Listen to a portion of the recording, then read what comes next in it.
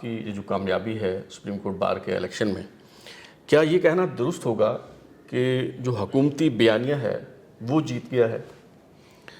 دیکھیں، اگر یہ بیانیہ اگر حکومتی کی وجہ سے ہوا ہے تو میں تو پہلے بھی رہا ہوں. میں ممبر پاکستان، سٹنگ ممبر پاکستان بار کونسل ہوں اور ان اپوزڈ آیا ہوں.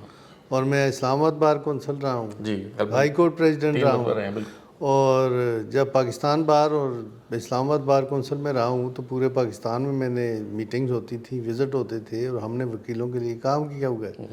ہمارا تو کوئی ایسا نعرہ نہیں تھا کہ ہم گورنمنٹ کے ساتھ ہیں یا اپوزیشن کے ساتھ ہیں. ہم وکیل ہیں، ہم وکیل ہی رہنا چاہتے ہیں. مطلب جس طرح سے کھل کے انتخابی مہم کے دوران آپ نے وفاقی آئینی عدالت کی حمایت کی اور آپ نے کہا کہ وکلاء کا بھی یہ مطالبہ رہا ہے کہ آئینی عدالت بننی چاہیے، دوسری طرف جو آپ کے مخالف امیدوار تھے وہ اس کو اپوز کر رہے تھے، تو اس تناظر میں یہ سمجھا جانا چاہیے کہ وہ ان کا بیانیہ ہار گیا.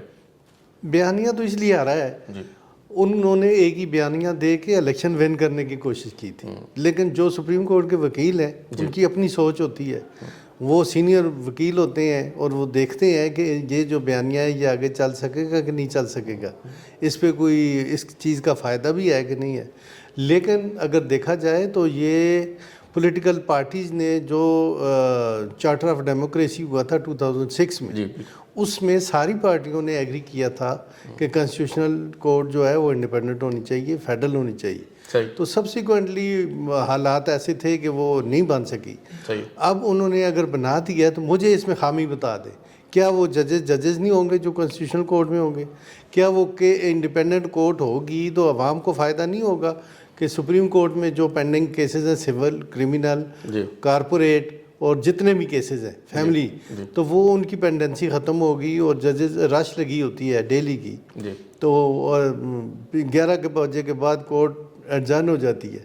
یا کیس کوئی لوگ کراچی سے پورے پاکستان سے آتے ہیں، وہ کیس یا تو لگتے سیاسی مقدمات لگتے ہیں، تو یہ عام ہوتا آدمی رل جاتا ہے. کنسٹیٹیوشنل کورٹ میں وہ بھی تو ججز ہی ہیں نا.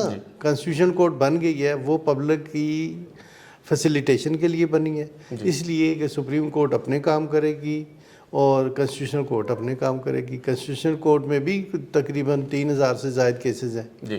ووٹنگ شفٹ ہوں گے اب سپریم کورٹ سے ادھر، تو وہ بھی جج کام کریں گے. اس میں سیاست کرنی ہو تو علیحدہ بات ہے. لیکن اگر کنسٹیٹیوشن میں کوئی فرق آتا ہے، یہ ایسی کوئی بات نہیں ہے.